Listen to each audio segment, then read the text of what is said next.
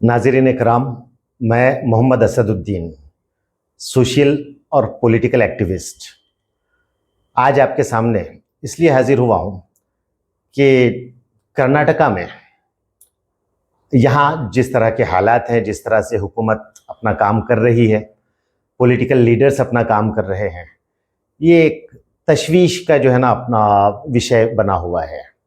यूँ महसूस होता है कि कर्नाटका के चीफ मिनिस्टर सिद्धरामैया साहब कर्नाटका की हिस्ट्री के सबसे कमज़ोर चीफ मिनिस्टर साबित हो रहे हैं और जितने यू टर्न्स ये लेते हैं शायद इससे पहले किसी और सीएम ने लिए होंगे। जहां तक 4% टू बी रिजर्वेशन की बात है, इन्होंने इलेक्शन से पहले एक गारंटी दी थी यहाँ के मुसलमानों को कि पावर में आने के बाद पहली कैबिनेट मीटिंग में टू बी रिजर्वेशन को रिस्टोर किया जाएगा।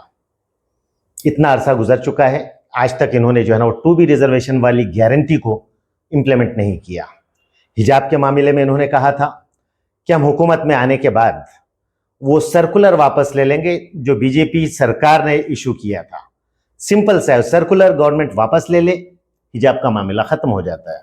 इन्होंने दिसंबर 2023 में एक स्टेटमेंट भी दिया कि हम इस सर्कुलर को वापस ले लेंगे, लेकिन दूसरे ही दिन इन्होंने अपना बयान बदल दिया।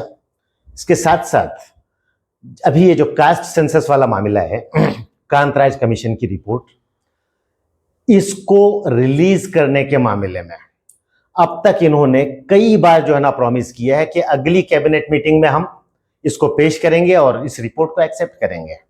अब तक मुझे लगता है शायद 3 दफा इन्होंने कैबिनेट में जो है ना इस पर डिस्कस करने की बात की और उसको वापस ले लिया इन्होंने।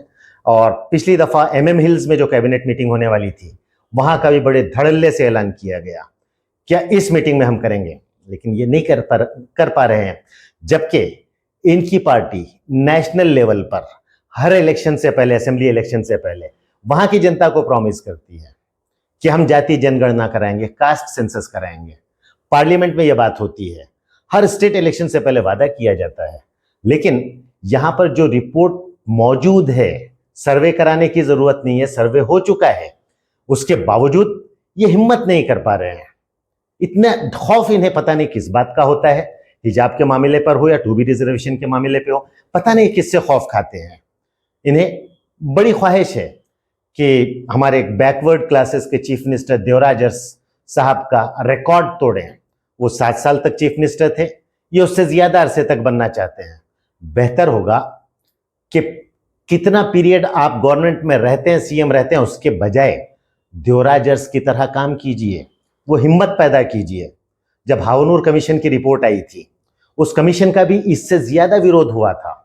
असेंबली में हमारे ही बीदर डिस्ट्रिक्ट के एक MLA ने उस रिपोर्ट को जलाया था, बहुत विरोध हुआ था, उसके बावजूद उन्होंने उस रिपोर्ट को इंप्लीमेंट किया था।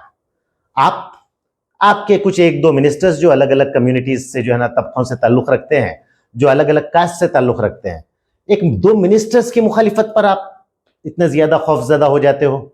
आपके पास वक्फ बोर्ड के मामले में जिस तरह सस्पिशियस कैरेक्टर्स को जो है ना नॉमिनेट किया जा रहा है, चेयरमैन ऐसे अशखास को बनाने की कोशिश हो रही है जिस पर लोकायुक्ता में केसेस हो चुके हैं, कई तरह के केसेस उन पे हो चुके हैं, कई इल्जामात लगे हुए हैं। आपकी सरकार में ऐसे लोगों को प्रमोट करने की कोशिश होती है। तो आखिर ये किस वजह से? मैं कहना ये चाहूंगा कि माइनॉरिटीज अफेयर्स के मिनिस्टर इसमें कल्पेबल हैं ही, लेकिन उससे ज्यादा जिम्मेदार मेरी नजर में सिद्धरामैया साहब हैं, जो अपने मिनिस्टर्स को इस तरह की आजादी दिए हुए हैं। अफसोस इस बात का होता है कि वक्फ बोर्ड के इलेक्शन की तारीख अनाउंस होती है, सारी तैयारियां हो जाती हैं, लेकिन उसके बाद पोस्टपोन कर दिया जाता है, महज इसलिए कि एक रिटर्निंग ऑफिसर बीमार था। हमने भी सियासत देखी है, लोग देख रहे हैं, कई इलेक्शंस हुए हैं, आज तक हमने कभी नहीं सुना कि किसी रिटर्निंग ऑफिसर के बीमार होने पर इलेक्शन पोस्टपोन किया जाता हो। तो इस तरह के मामलात हैं। मैं गुजारिश करता हूं सिद्धरामैया साहब से कि वो अपने आप को जिस शोषित वर्ग के इंटरेस्ट का मुहाफिज बताते हैं, उनके लिए आप मजबूती से खड़े हुइए।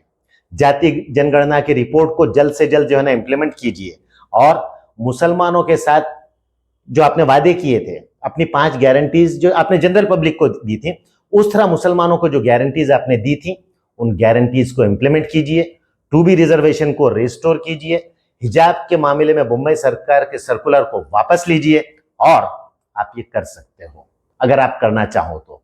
खौफ से बाहर निकलिए, एक मजबूत सीएम कर्नाटका की आज की जरूरत है। बहुत बहुत शुक्रिया।